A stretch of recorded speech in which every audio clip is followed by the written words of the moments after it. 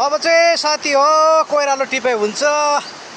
कोइरालोको मैले हाँगा झारिसकेको छु, चढेर हत्तु भयो र अब म हाँगा झारेको छु। अब यो डालाको म फुललाई टिप्छु। यो चाहिँ कोइरालाको रुखको बोट र हाँगा यस्तो प्रकारले लडिरहेछ। मैले हाँगा झारेको छु।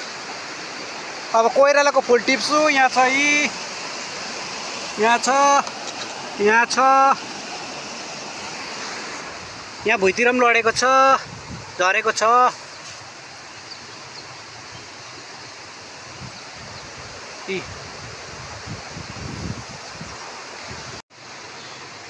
यस्तो प्रकारले टिप्नुपर्छ। यो कोपिला चाहिँ राम्रो हो। कोपिला यहाँ छ।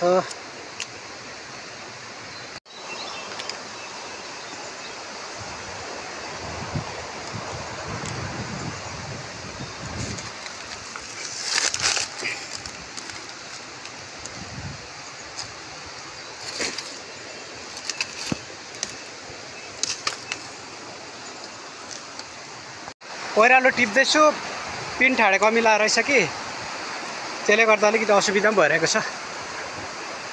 झुन्डियो हो कमिला, साह्रो झुन्डियो। आमाम घिचोतिर पसिसकेछ नि त। हेट बापरे बाप, यो पिन ठाडे कमिलाले पो टिप्नै दिएन त हौ। आमामा मेरै हो भन्ला जति गरे त यो कमिलाले त। हेट तेरिका हो।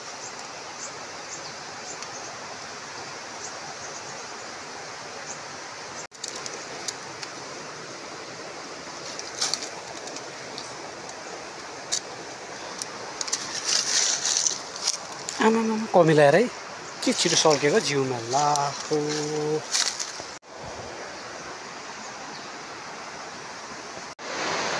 ल है मित्रहरू, मैले कोइरालाको जुन यो झारेको डालामा भएको कोइराला चाहिँ सबै सखा बनाइदिएँ है। नाङ्गो बनाइदिएँ मैले त्यो डालालाई चाहिँ। हेर्नुहोस् ल डाला। यो डाला चाहिँ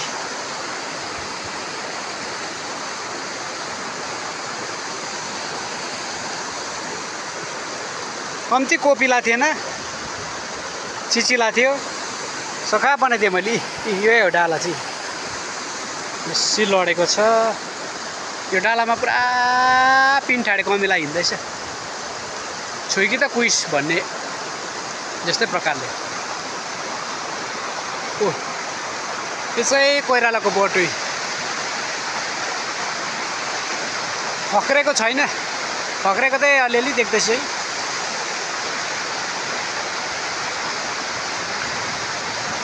चिचिलै छ। अब यहाँ अलिअलि रहेको छ, यहाँतिर अलि रहेको छ, यहाँतिर रहेको छ, यहाँ रहेको रहेछ। यो त प्रायः प्रायः यो डालालाई मैले रित्तै बनाइदिएँ। हेर्नुहोस् ल मित्रहरू, मैले कोइरालो कति बनाएछु।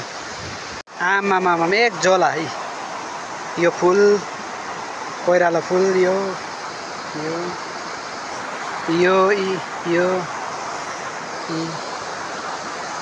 चाहिँ चिचिलै छ, फक्रेको छैन।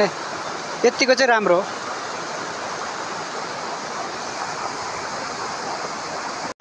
र यो कोइरालोको रुखको फुल चाहिँ अचार खानु, सब्जी पनि हुन्छ। अझै राम्रो चाहिँ यसलाई केमा हो भन्दाखेरि चाहिँ आलु है, आलुसँग मिसाएर खानु पनि सकिन्छ, मिठै हुन्छ। यो अर्ग्यानिक सब्जीको रूपमा नै छ। अनि अझै मिठो चाहिँ केमा हो भन्दाखेरि चाहिँ यो गोरुको सुक्की हुन्छ नि, जुन यो गोरुको मासु सुकाएको, यसमा झन् सेटिस हुन्छ। टमाटरहरू हालेर मरमसला मजाले है पड्काएर चाहिँ यो कोइराला चाहिँ है, तर कस्तो प्रकारले चाहिँ यसलाई बनाउनुपर्छ भनेर चाहिँ यसलाई चाहिँ अब लगेर चाहिँ उसिन्नुपर्छ क्या। उसिनेर चाहिँ जुन यो त्यो फुलको चाहिँ एउटा रेखा आएको हुन्छ, एउटा सिन्का आएको हुन्छ, त्यो चाहिँ निकालेर फ्याँकिदिनुपर्छ है। फुटफुट निस्किन्छ, फुटफुट निस्किन्छ। उसिन्दाखेरि चाहिँ मिचारेर चाहिँ एकछिन ओइलाएर चाहिँ यसलाई आलुसँग भयो, अघि मैले भनिहालेँ सुक्कीसँग है, अचार खाँदा पनि भयो। यो चाहिँ मैले खाएको छु, मिठै हुन्छ। पोहोर पनि मैले यही जग्गाबाट यही रुखबाट यसरी हाँगा काटेर लगेको थिएँ। अनि दाउरा चाहिँ मैले टिपेर लगेको केही क्षण बादमा चाहिँ एकजना दाजु आउनुभएको थियो, दाउरा लगेको थियो। त्यही प्रकारले यो पालि पनि लाने छ। र अब म यहाँदेखि जान्छु। अब म निङ्गुरे पनि खोज्दै जान्छु। मजाको निङ्गुरेहरू भेट्न सकिन्छ यो खोलामा। भरिलो है, हरियो ठुलो डोटी निङ्गुरेहरू पाउन पनि सकिन्छ। र निङ्गुरेलाई पनि म टिप्दै जान्छु। र हस्त साथीहरू,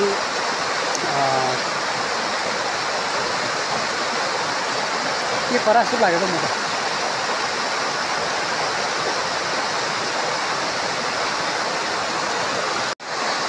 मजुर कराएको रहेछ। त्यहाँ रहेछ न मजुर। हाम्रो यो एरियामा त मजुर पनि अहिले कम्ती फैलिसकेको छैन। यो जङ्गलमा चाहिँ यो खोलाको किनारको जङ्गलमा चाहिँ देखिन्थेन। अहिले बाक्लो भएकोले गर्दा चाहिँ यो जङ्गलको यो खोलाको हो भनौँ दुईपट्टिको साइडको जङ्गलहरू छ नि, त्यो जङ्गलमा पनि ज्यादा फैलेर होला अहिले देखिँदा चाहिँ यहाँ बसिरहेको रहेछ। पर्से पनि कस्तो डरलाग्दो कराएको अन्त। र मैले यो कोइरालोको कुरा गर्दै थिएँ है, उहिले बाजे बोजूको पालिदेखि नै यो कोइरालोलाई यसरी खानुपर्छ भन्ने कुराहरू गरिरहेको चाहिँ मैले सुन्दै आइरहेको थिएँ। अनि मैले ट्राई पनि गरेको थिएँ है, खानु हुँदो रहेछ भन्ने कुरा चाहिँ मैले एउटा अनुभव गर्न सकेँ नि त। र त्यो प्रकारले गरेको चाहिँ यसरी यो जग्गामा यो पालि पनि होला भनेर आएको थिएँ। रहेछ देखि है टिपुन लागि र मैले टिपेको छु। र यसलाई म लगेर चाहिँ गाउँमा जस्तै खान्छ उहाँहरूलाई पनि बाँड्ने छु। मजा आउँछ नि त बाँडेर खानु चाहिँ। हेर्नुहोस् साथीहरू, यहाँतिर पनि छ अम्बक। लटरम्मै फलेको रहेछ। र यो अम्बक मसिनो छ, कठमेरो नै रहेछ। यो टिप्नु हुँदैन होला, यसलाई नटिपौँ होला। यो मसिनो छ, यो टिप्यो भने बिजोक हुन्छ। यो यति बेला टर्रो होला। र यो छिप्योस्, यसलाई म यतिकै छोडिदिनु छु। यो समयमा यो जो पनि आउँछ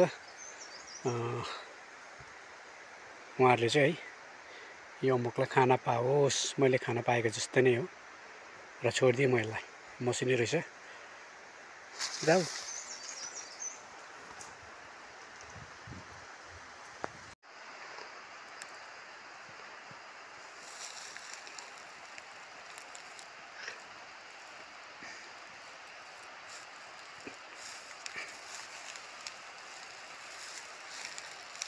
सिन्ताम टी गार्डनको यो सबैभन्दा पुछार खोला नजिक गुगेटारको अवस्था यस्तो छ। यो जग्गाहरू चाहिँ रिमेम्बर जग्गाहरू थियो। एकदमै शोचनीय भइरहेको रहेछ।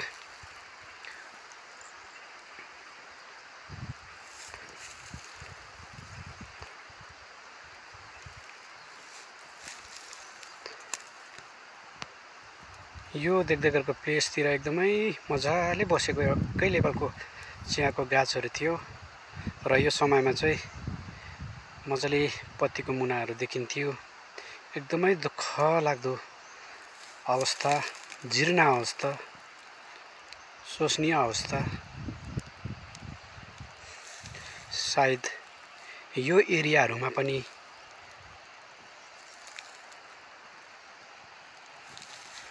यहाँ माथिदेखि बनिँदै आइराखेको एउटा पिकअप गाडी छिर्ने बाटो बनिँदै आइराखेको छ। र त्यो बाटो यो जग्गाहरूमा सम्म आइपुग्ने बाटोलाई जोडिदिए अति नै राम्रो हुने थियो होला। र सिन्तामको जति पनि सिन्ताम टी गार्डनमा बसोबास गर्नुहुने जति पनि महानुभावहरू हुनुहुन्छ र यो मेरो भिडियोलाई हेर्दै हुनुहुन्छ भने र कसैले मेरो यो भिडियोलाई भेटाएर हेर्दै हुनुहुन्छ भने यो जग्गालाई हेरिदिनुहोस्। यो एउटा तपाईहरुको एकदमै पुछारको एरिया, एकदमै सुन्दर ठाउँ, सुन्दर जग्गा थियो। एकदमै यस्तो दुःख, एकदमै विरक्त अवस्थामा देखिरहेको छ। एकदमै राम्रो सिन थियो।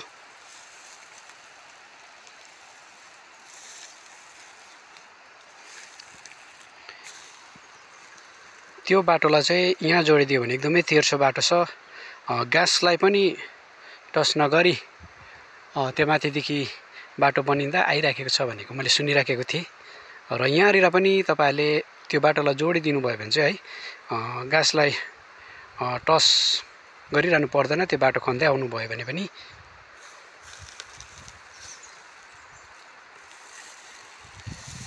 र यहाँदेखि उता पर चाहिँ यो दाहिने भाग, यो दाहिने एरियामा चाहिँ साइडमा चाहिँ लिजर टी गार्डन पस्ने एउटा गोरेटो छ र त्यहाँबाट पनि बाटोहरू सहजै गरेर खन्न सकिन्छ।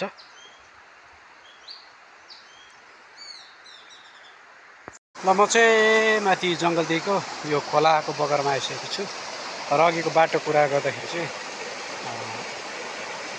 कहाँ आइपुग्छ भन्ने एउटा जग्गा देखाउनु पर्दा चाहिँ यहाँ ठिक यही प्लेसमा आइपुग्छ।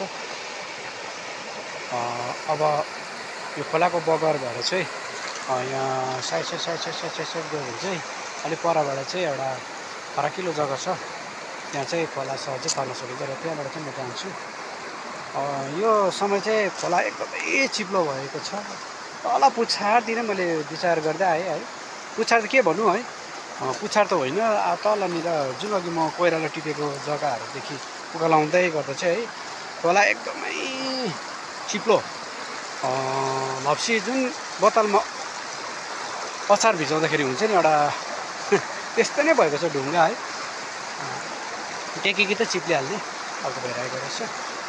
र अब जति मैले भिडियोहरू बनाएँ, जुन कुराहरू देखाएँ है, अन्यथा नसम्झिदिनुहोस् है मित्रहरू है। र अब म मेरो भिडियोलाई चाहिँ मैले नै बन्द गर्नु पर्यो। र यो मेरो भिडियो तपाईँलाई कस्तो लाग्यो है, म तपाईँलाई यही आशा साध्छु। म तपाईँहरूमा धेरै विश्वास गरेको छु र तपाईँहरूको मायाले, तपाईँहरूको एउटा मलाई याद गरेको कारणले है यो यी भिडियोहरू मैले बनाउने मौकाहरू पाइराखेको छु, एउटा प्रेरणाहरू मिलिरहेको छ नि त। तपाईँलाई म धेरै धेरै धन्यवाद भन्छु त्यसको निम्ति है। र मेरो भिडियोलाई म यही भन्ने गर्छु है, र मेरो यो भिडियोलाई हेरेपछि चाहिँ तपाईँलाई म फेरि पनि रिक्वेस्ट गर्छु है, सब्सक्राइब गर्नु चाहिँ नभुल्नुहोस् ल। र फेरि पनि म नेक्स्ट भिडियो लिएर आउनेछु। बाई बाई, टेक केयर ल।